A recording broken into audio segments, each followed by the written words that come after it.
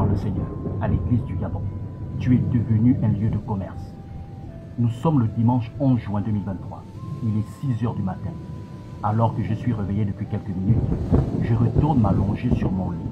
Lorsque soudain, je suis transporté dans une vision par le Saint-Esprit. Je vois un grand rassemblement de chrétiens et serviteurs de Dieu, de plusieurs églises du Gabon. Ils sont nombreux. Petits et grands sont présents. Ils sont tous rassemblés pour célébrer le Seigneur. Alors que je regarde autour de moi, je vois plusieurs commerçants. Ils vendent leurs produits en circulant entre les rangées, sans que cela ne dérange qui que ce soit. On aurait dit un marché. Les chrétiens achètent les produits qu'ils désirent et j'entends les commerçants réclamer de l'argent à certains fidèles. C'est alors que j'entends une parole qui déclare ceci. Ne faites pas de ma maison une maison de trafic. Le Seigneur avait raison de le déclarer, car l'Église est devenue un lieu de commerce et la vision prit fin.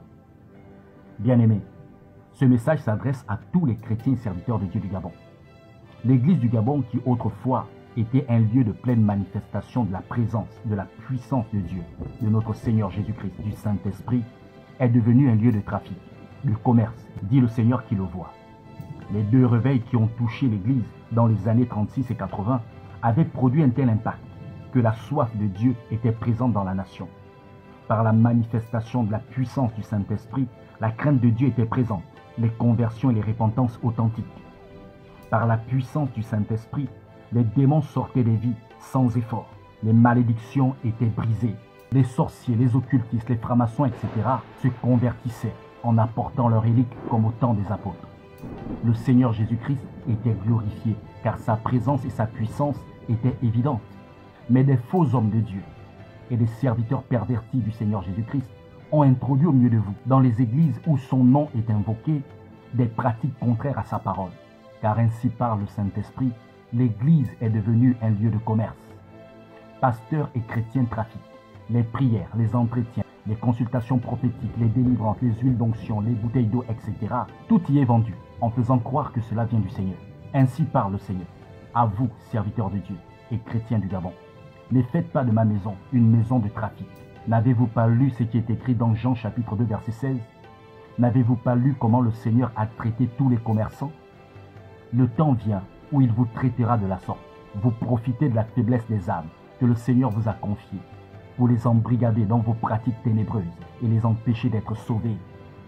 Le Seigneur le voit et il agira contre vous, à moins que vous vous repentiez et mettiez de côté toutes vos pratiques.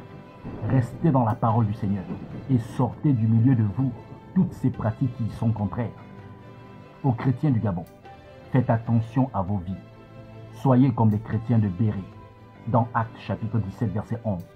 Ne mettez pas votre foi dans toute pratique, mais vérifiez avec la parole si elles sont conformes à la volonté de notre Seigneur Jésus-Christ avant de les accepter ou de les pratiquer, car il en va de votre salut.